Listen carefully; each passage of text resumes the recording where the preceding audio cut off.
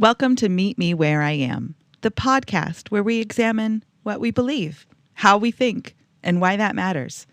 Each week, we break down a common logical fallacy, explore how it shows up in real life, and use street epistemology to ask better questions, not to win debates, but to build understanding.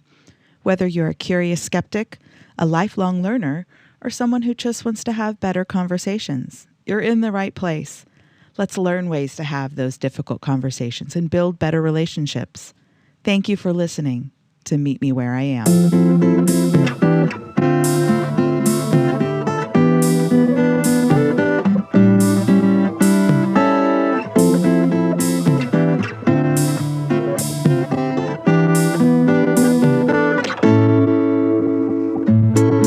Today's logical fallacy is the slippery slope. Nice. Doesn't that sound like a slippery slope? So I'm going to start off with kind of defining what a slippery slope is. And it's kind of a long definition because there's a lot of different parts to it. But we will get to the complete understanding of it. Okay. So just bear with me. It's all right. We'll take it a step at a time. We'll meet you where you are. There's a couple of different definitions. That's why I wanted to include them because, again, part of understanding how to have these arguments without these. A slippery slope is defined as an idea or a course of action. Now, this is just a definition in the dictionary. This isn't the slippery slope fallacy itself. Okay, this is just slippery slope. Is an idea or course of action which will lead to something unacceptable, wrong, or disastrous, right? Or it's a course of action that seems to lead inevitably from one action to a result to another with unintended consequences. The slippery slope argument can be a legitimate argument if there is strong evidence that shows a high probability that this action can or will occur and that it will lead to a series of escalating consequences. Okay, so the slippery slope fallacy, it's fallacious when it relies on exaggeration, speculation, or unproven chain of events and insists that an extreme outcome is inevitable, right? Okay. The slippery slope fallacy is also known as the thin edge of a wedge, the domino fallacy, because it's like dominoes. Once you hit one, all fall down, right? Mm-hmm. The absurd extrapolation or camel's nose. So the slippery slope fallacy is when a significant first event is suggested to lead to another significant event, and then that leads to another significant event, and on until the ultimate significant event has happened, right? Or occurs. Okay. But where the connection of each event is unwarranted, improbable, or exaggerated, right? Like imagine that instead of building the logical blocks, you're just taking a leap from one thing to the other, right? Right. So the form of, because a lot of these logical fallacies have a form, right? The argument form is if A, then B, then C, and then eventually Z, right? So the problem with the argument is that in presenting Z as the inevitable outcome of A, it almost always overstates the likelihood that Z is going to happen. So the probability isn't really there, and the logic isn't really there. The building blocks, right? Right. It's in theory, like, right, A could lead to Z, but it doesn't mean it always does, and it doesn't mean it always will. So, yeah, I get you. Right. So what it does is it disregards the possibility of other influencing factors on the linear progression, so that without considering those alternatives or ways or mitigating factors, that other things could happen, right? Like, again, it's not built logic. It's a leap. Okay. Yeah. So one of the ways that we have been trying to, bring these things home is to give examples. And I have some really let's hear some examples of slippery slope. I mean, I think we all know the generic premise of it from like movies and stuff. But go ahead with some examples. If we let AI write articles, soon it will replace all human jobs. Oh God. If we let kids play video games, they'll fail at school, become lazy, and never get a job. Huh. Interesting. Yeah. If we ban one harmful chemical, then pretty soon we'll just ban all modern chemicals. If we allow, here's one that we've actually heard recently, right? Oh, God. If we allow the government to ban high-capacity magazines, soon they'll take all the guns and then other rights, and then we'll be living in a communist state. Yeah, that like took a very, very dark turn very quickly. Like, okay, wow, that's a lot, bro. We have some comical ones as well. For sure. If we let kids bring phones to school, soon they'll be bringing gaming consoles and televisions. or the old argument that if we allow same-sex couples to get married, then soon people will be marrying their dogs. Yeah. Right. Also, like by that, the way, most not modern logical. phones are televisions and gaming consoles. So. Don't tell them that. Don't tell them that. You should never gamble because it will be hard to stop and you'll spend all of your money on it and you will have to turn to crime. Oh, gambling. Oh, right, right. And anybody who has had an ounce of cannabis, it was a gateway drug to much harder things. Oh, yeah. Much You're going to be harder like a crackhead drugs someday. Yeah. Because you got high that one time. Because you got high one time. You had a brownie. Here's one that I wish I would have known. Like a long time ago, like, and especially when I was in school, right? Because you've heard there's teachers say that if I make an exception for you, then I have to make an exception for everyone. Mm-hmm. It's not true. It's not a true. Slippery slope. It's like, well, if I make an exception, well, no, actually, that's a slippery slope argument. And one more, if you don't get straight A's in high school, then you won't be able to go to college, and then you won't be able to get a good job, and then you'll be poor your whole life. Totally. I think I had that existential dread and echoed that exact same sentiment when I was in high school, I know. Sure. Yeah, right? We've seen movies where the kids are like, so like, oh my God, I got a B+.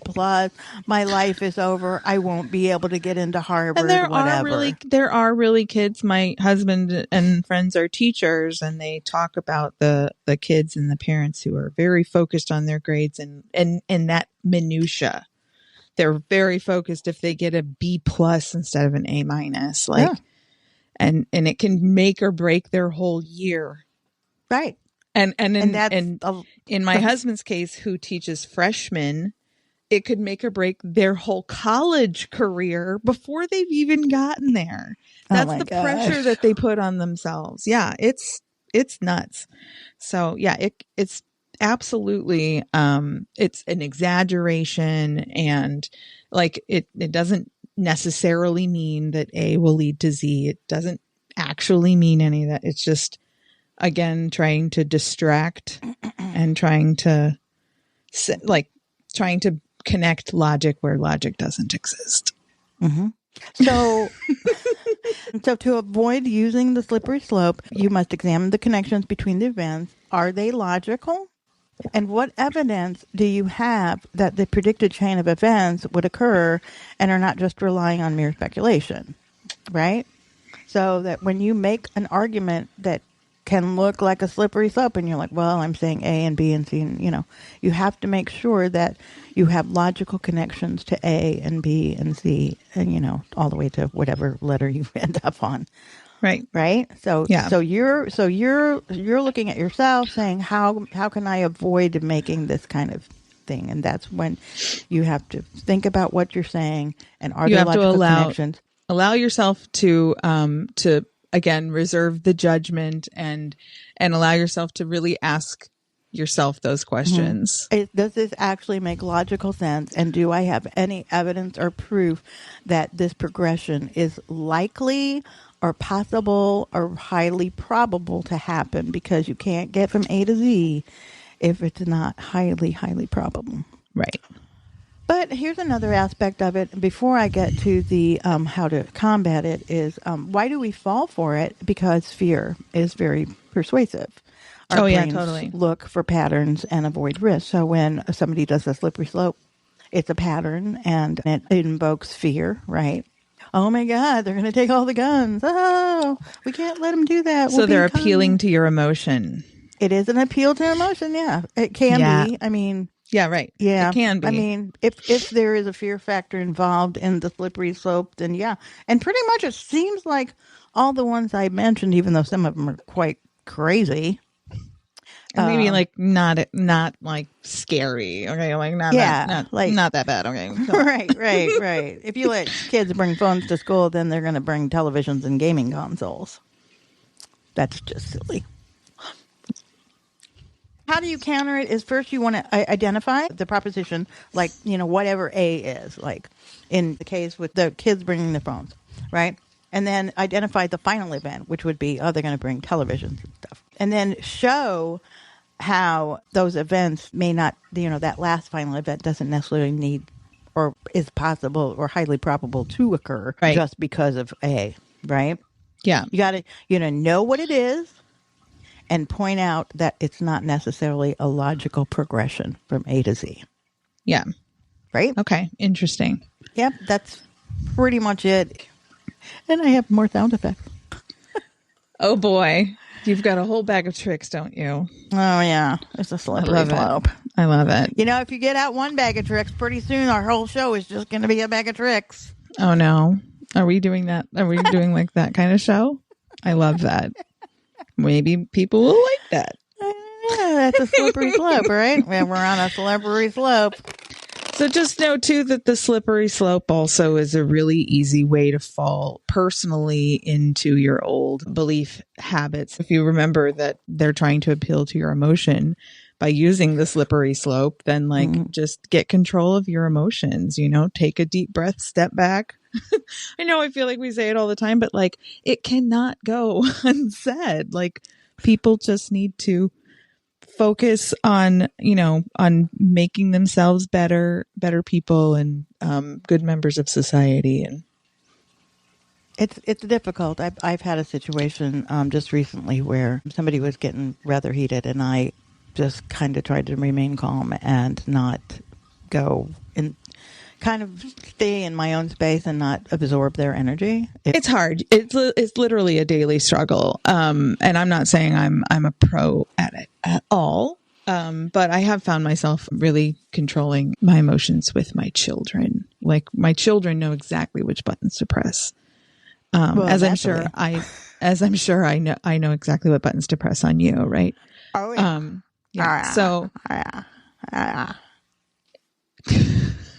Is that another sound effect?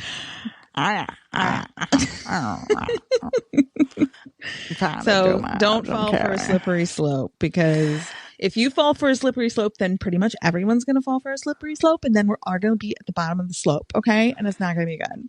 Yeah, and the world will come to an end, and it's apocalyptic, and yeah. Wow, that really took a dark turn. Okay, great. Thanks, Sue. Find us on social media at Meet Me Where I Am on Facebook, Instagram, or YouTube.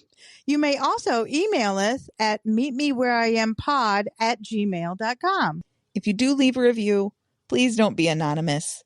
We'd love to hear what you have to say so we can meet you where you are. We just finished speaking about our fallacy of the week, which is slippery slope. And I find that it's a very easy fallacy to fall for, but I wanted to point out a very real, live, living slope that America is living through presently, and that is the anti-abortion movement and the push for fetal personhood. So do you know what that means, Mom? It's legalese. It's just rooted in this litigious sort of wanting to condemn people for doing things that they don't agree with. Okay. So it's never just by itself, just we want fetuses to be people. We want fetuses to be people for all of these other reasons. So on today's show, we have a very special guest, a very good friend of the podcast, longtime listener, and She has an excellent perspective on fetal personhood, especially given her circumstances. So welcome to the podcast, Liz. Hello. Hi, Liz. Hi, how are you today? Hi. I'm okay. How are y'all? Good, busy, but good. Thank you so much for taking the time to sit with us. So I we have a know question that. first. Yeah, go ahead. Okay. You were mentioning a slippery slope with this. So you're basically saying it's like when they're taking away abortion rights, this can eventually lead to fetal personhood? Precisely. Okay. Fetal personhood in itself is the anti-abortion movement. That is what they are trying to get accomplished, is to have every fetus have the same rights under the Constitution as the woman carrying it, which usually will include up to and not limited to a full abortion ban. It would make the process of IVF illegal or very expensive because every single embryo and every single egg would be treated as a person. I watched a podcast, and I'm a huge fan of Adam Conover. He does a podcast called Factually. And it was in his podcast episode, he was interviewing a woman who literally wrote a book called Personhood. And she's really very knowledgeable. And she literally is brought onto the podcast anytime there's a big move in that anti-abortion movement. And she's just constantly saying, like, you guys don't understand. It's going to get much worse. It's going to get much. And she just keeps coming on like, I know it's bad and it's going to get worse. Like Elizabeth had experience with IVF. Can you tell us a little bit about what that was like and what, how this has impacted you?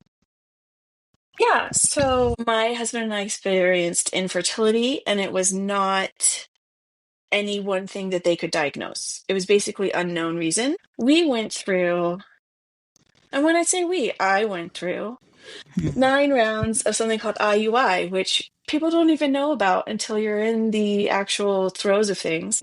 And none of those worked. And then we went to IVF. And I've had 2 retrievals where you get pumped full of drugs and they generate way more eggs than you normally have. And then they fertilize those eggs. And then they wait 5 days and they pick the best one. And a good doctor nowadays, a good practice, will not transfer more than 1.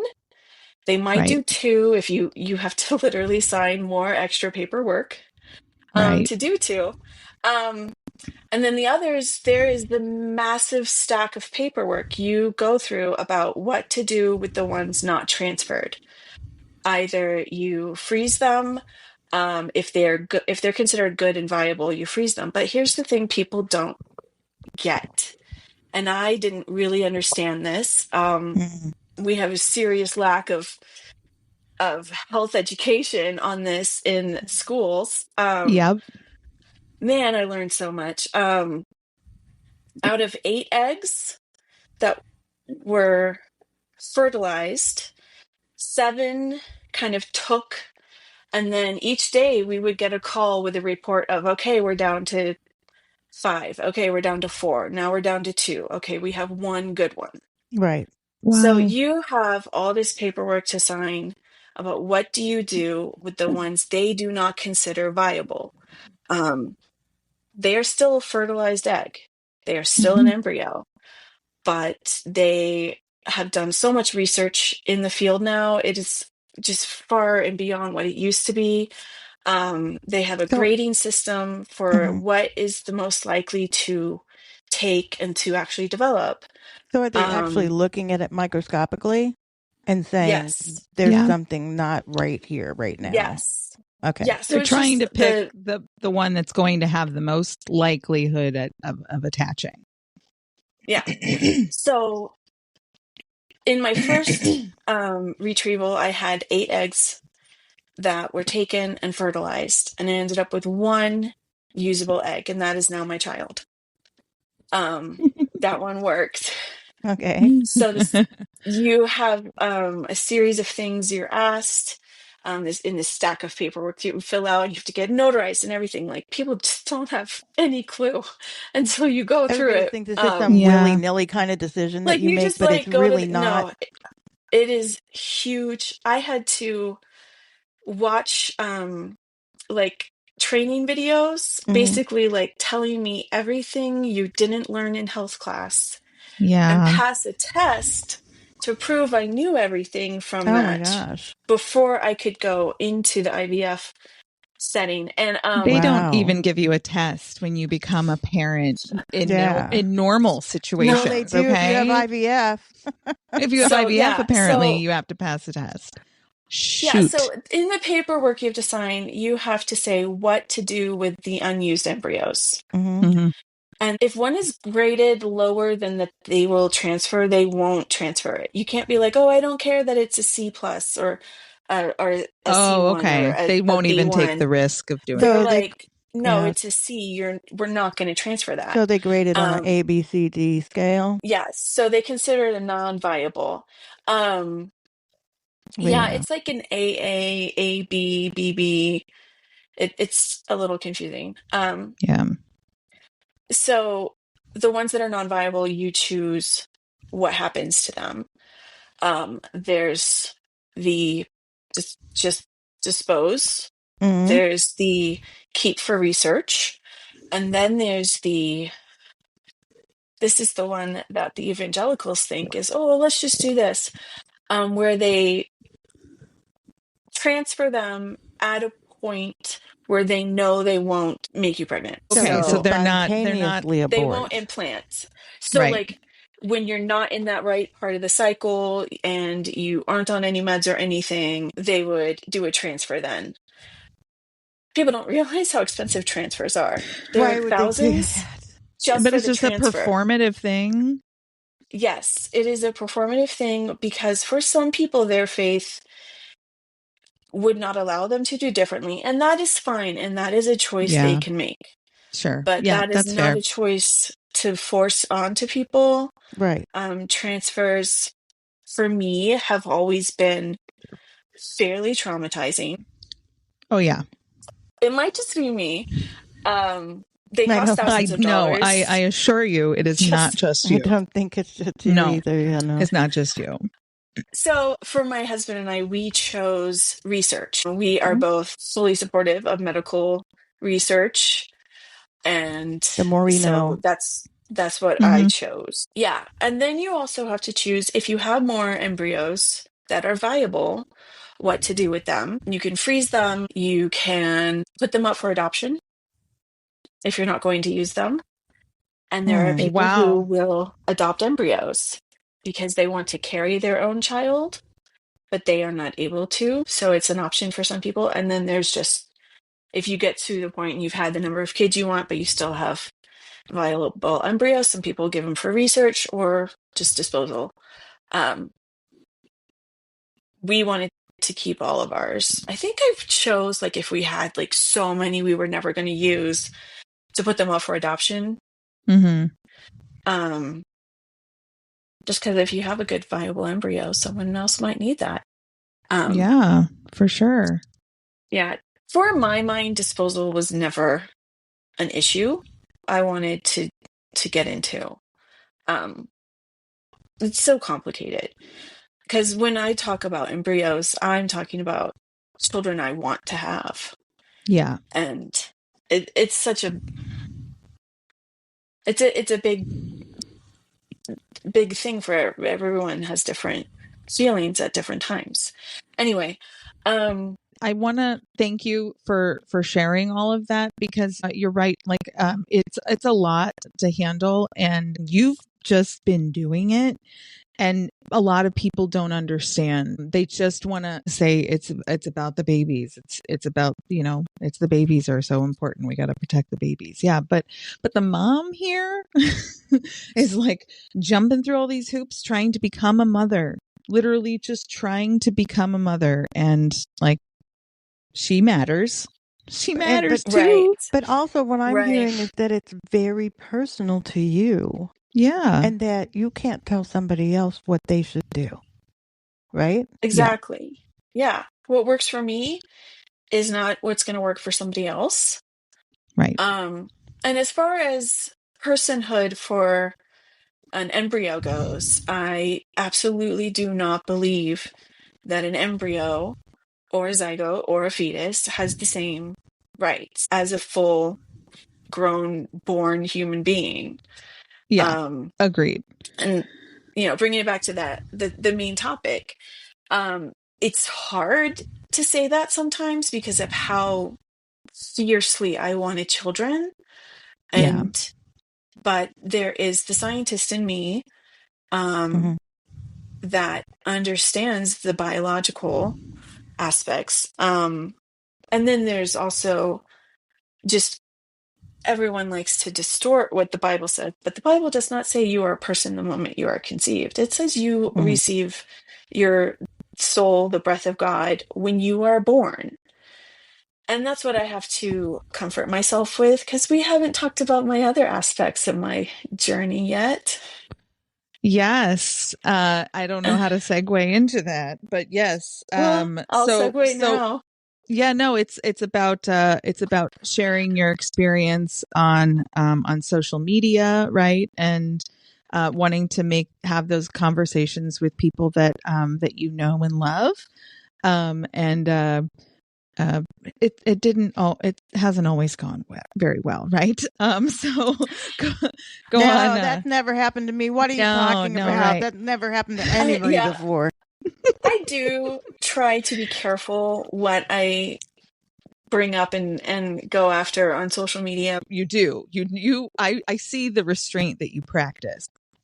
It was several years ago that someone I know posted something to the effect of, like, they were hoping that fetal personhood would become a thing, or that there was a law that was being argued at the time in the state where I was living. And I said, this is not going to be the good that you think it's going to be. No, it's not. And I laid out scientific reasons why it would affect people who were going through IVF. Having done it myself, having taken those courses, that I know all the percentages of possibilities of things even being fertilized correctly, to being viable, to actually implanting. I'm like, how is anyone born? Yeah, you're like, it's a freaking miracle, man. Yeah, and like the deck is stacked against you. Yeah. And I know the whole process of how fertilized embryos are dealt with.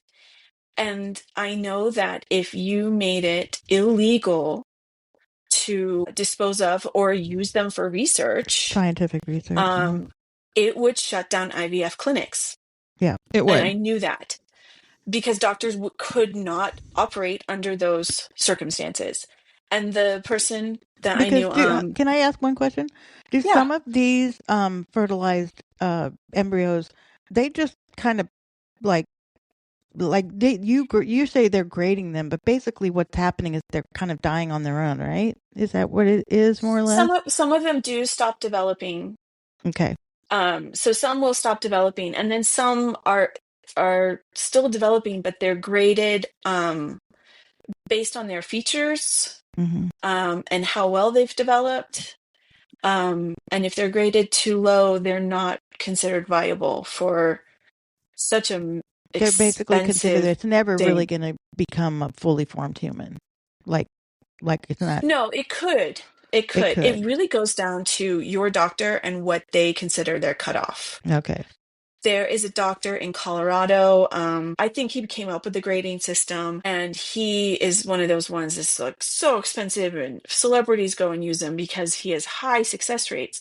His high success rate is because he only uses grade A embryos. Okay. Got it. And then if you are just not, if your genetics and whatever, if you're just biologically not creating, grade A embryos, you have to look around for a doctor that will do lower graded embryos. So I had a friend who was going to that doctor and then had to switch to another doctor that would go down to a C. Wow. I believe my doctor was just A and B. On my second retrieval, there was a second embryo, and they said, we could use it, but we would rather not. And it was like a C. Wow. Mm-hmm. Yeah. Wow. So you went on this post and said that's really going to hurt IVF, and then what happened? Yeah, I said with this, actual this facts. will stop IVF with facts. And the person I was saying this to, were just adamant that no, it won't affect IVF. We'll still have IVF. There's no problem. And then I laid out like why this is exactly going to be a problem. And it no amount of science or facts or my personal history and knowledge of it could convince this person otherwise. Yeah. And I just had to leave the conversation. It was absolutely just hair pulling out, like crying, like I don't know how you can't believe me. You know me. Yeah, You know that's what I've been terrible. through. Yeah. And come to find out a couple years later, they passed the fetal personhood in, I think it was Alabama, and immediately IVF stopped. They said, I know what it means to be in the middle of a cycle and have it stopped. You can't delay. You can't delay by a day. So for it to stop, I can't believe how heartbreaking that would have been for anyone currently undergoing IVF. And I know they addressed it, and I know they made some caveats and what have you. But back to the fallacy, that actually was a slippery slope. That does come true. And it is very much, these are not, we're not speaking in hypotheticals. Like it absolutely shut down IVF in Alabama. Mm-hmm. It absolutely did. Right.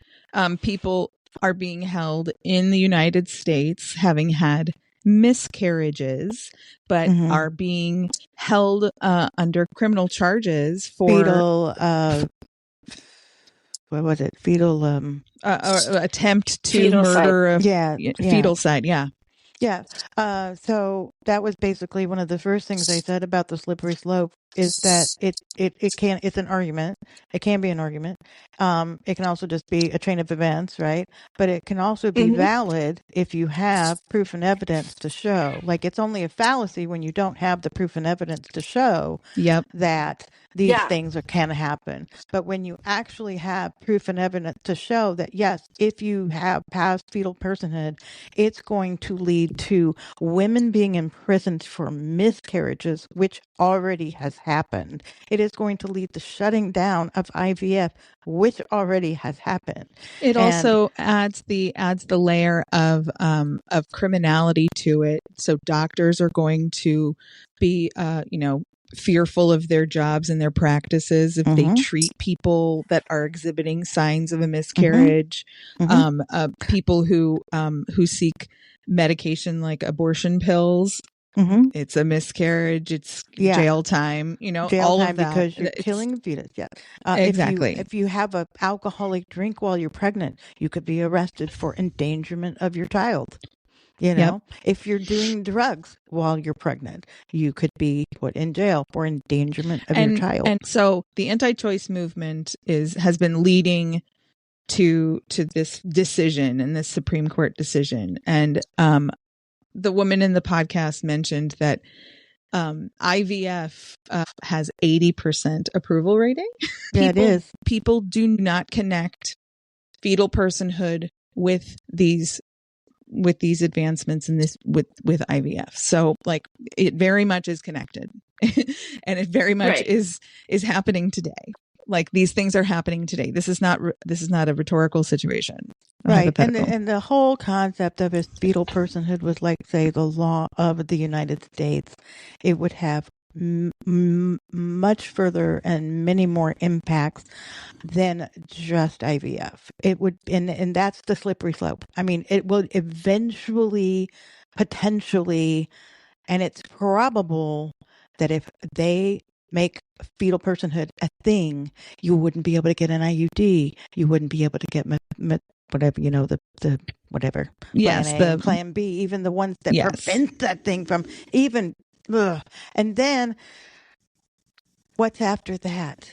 What comes next? They're going to come after birth control, especially the IUD and, certain birth controls that are like, well, if a fetus is a person, we can't have that, so. What the anti-choice movement has done is they have stacked the courts and they've added lawyers to the fight that are fighting these really horrible cases. The wronged lover who is suing his ex-girlfriend for endangering their unborn child, that sort of thing.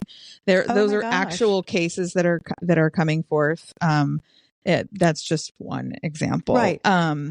So it's unfortunate, and it's a very real problem that they don't have to convince half of America. They don't have to convince us that it's not connected, because we can see that it is, and all they have to do is convince 5 judges.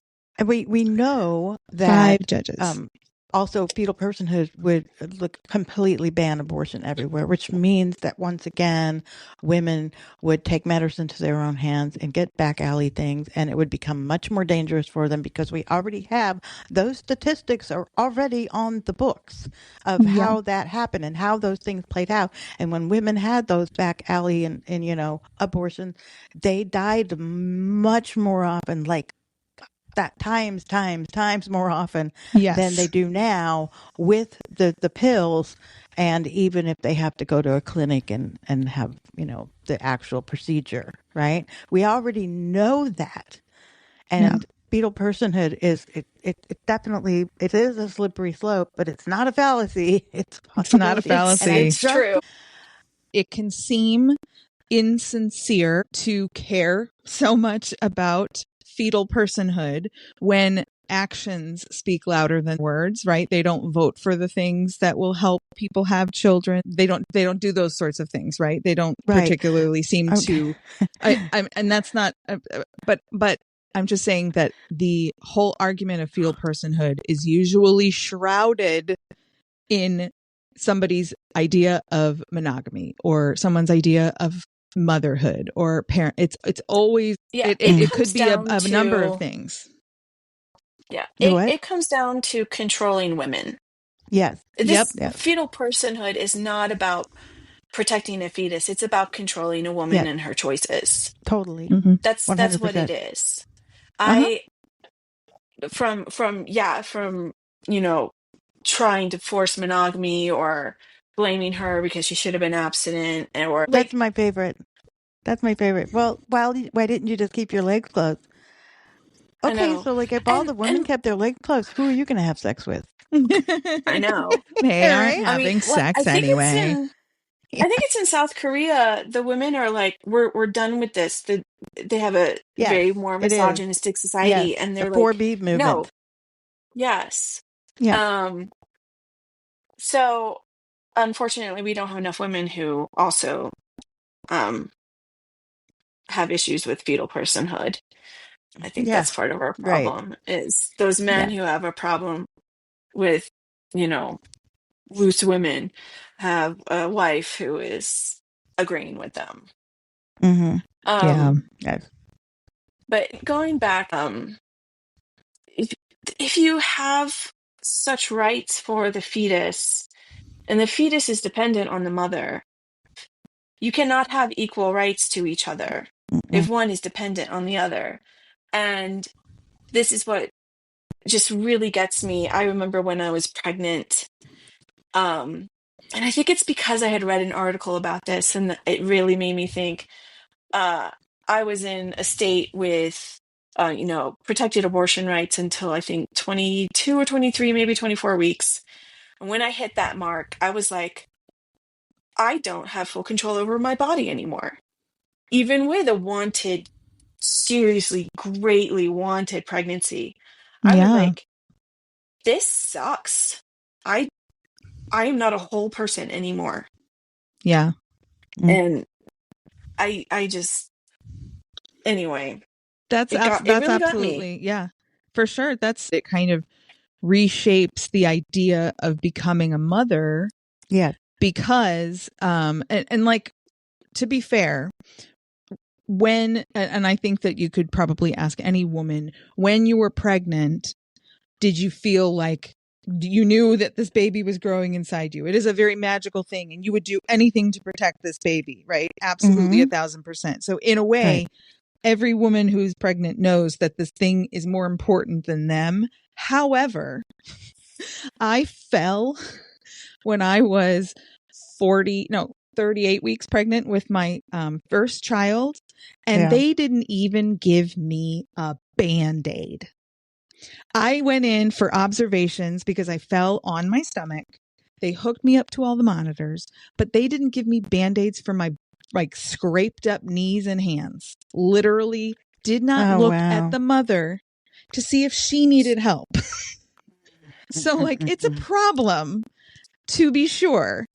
I'm just, it was actually a point that he made. Like, you already feel like this thing is more important, but to have it ingrained in the Constitution suddenly that you are not as important and don't have the same rights as the thing that you're carrying. Pardon me, what? Yeah. I think in some people's minds, they think that if they get fetal personhood path, because one of the things that's happening, not just our country, but in many countries throughout the world, is that our, what they call the replacement rate. So like, right. It should the rate be at which over people are 2. dying and being born. And, right. So we're not actually replacing our population. I think right now the United States is around 1.76, which means that for every 2 people that die, only 1.76 are born, which means our population is going to decrease. So I think that the thinking is for some of these people is that if we can get the fetus to be a person, then maybe we can get that birth rate up. But that's not actually what's going to happen, right? Like, No, that's not how it's going to work. I remember watching The Handmaid's Tale, and it was when you saw Janine's backstory, and then she goes into the actual abortion clinic, and she's trying to like make her case like, I can't have another kid. I have a kid. I can barely make ends meet. She's working as a waitress and that kind of stuff. And I'm just thinking, this is a society where like their birth rate has so severely dropped. And why is she even having to work? If this is a fertile woman and you're like, oh my God, we need more babies, like you should be paying her to just stay home and be a mother. Like if someone can have they're a talking baby, about that make it so $5,000, they can right? have it. Yeah, right. Like, They're talking about. so Didn't Trump where's the mention that? Didn't he say we'll give you yeah, $5,000 if you get pregnant? Didn't he? I yeah, thought he he did did. actually, yeah. So where's $5,000. Like the that's going to go anywhere. oh my God, that's like what, 2 months of daycare now, it seems. How much would $5,000 cover in your IVF journey? If you had no insurance, that would be a couple of the shots you have to be on. Wow. Couple of the shots. That's it. Mm-hmm. Yeah, I think that might be, yeah. One round of IVF medication 10 years ago almost was $6,000 if I had Wow. had to pay out of pocket. I was thankfully in one of the most progressive states that my IVF had to be covered by insurance, and I had really good union insurance. Otherwise, I don't think I'd have a baby right now.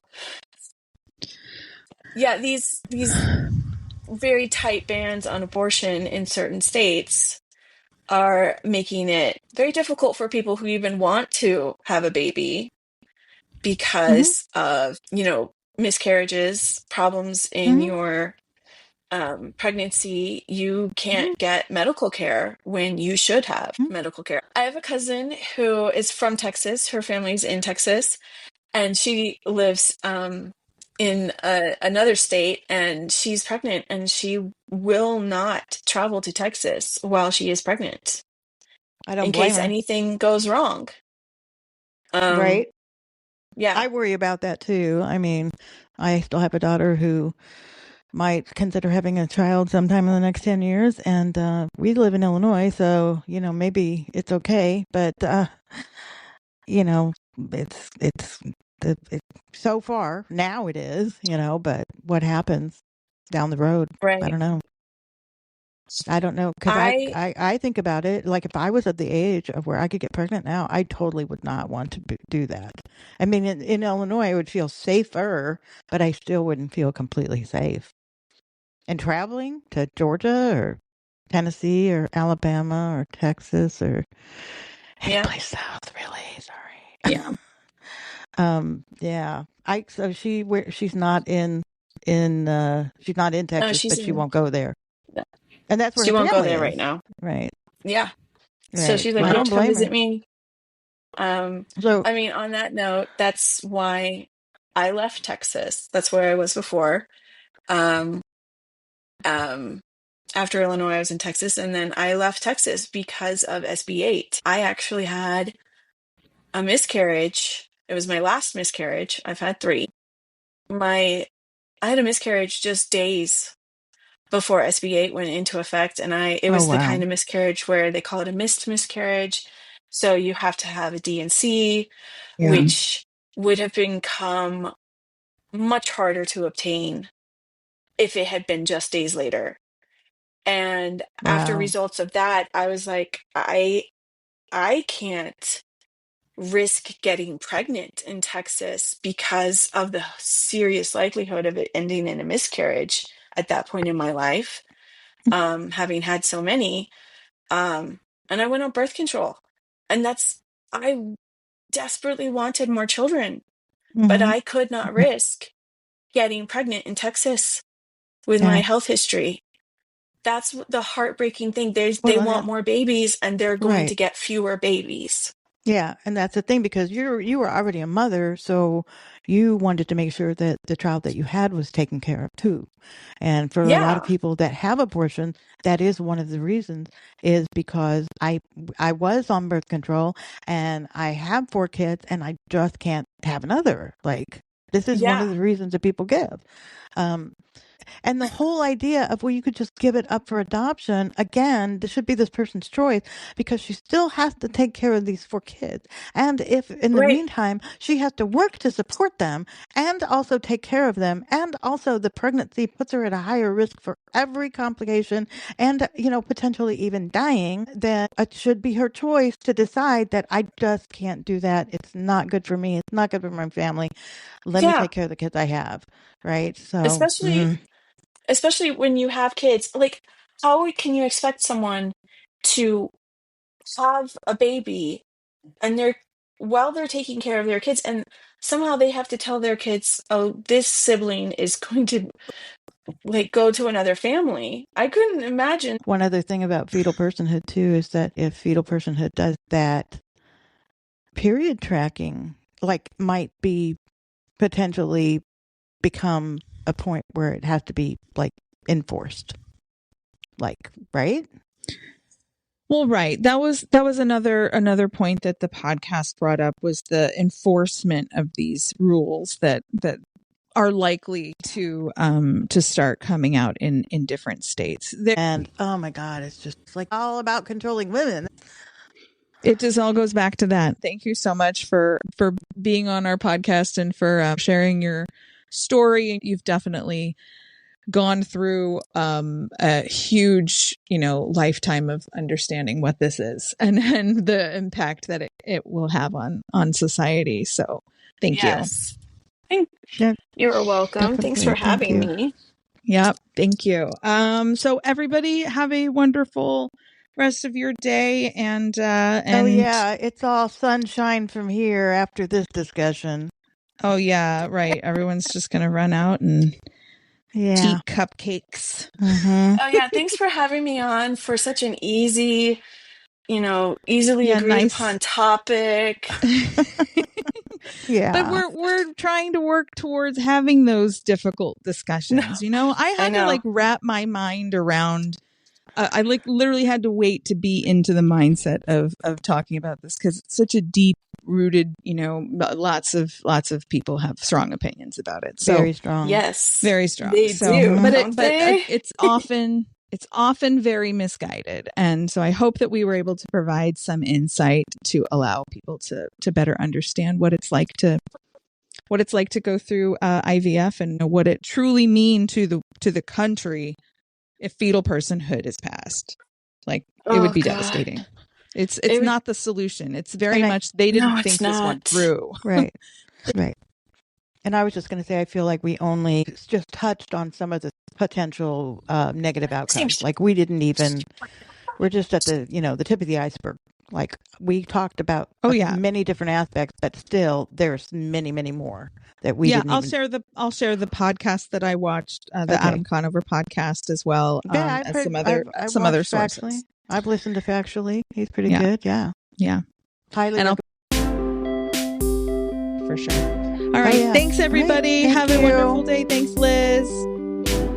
Thanks for having me. All right. Bye. Okay, bye. Bye. Thank you for joining us today, and thank you for meeting me where I am. You're welcome.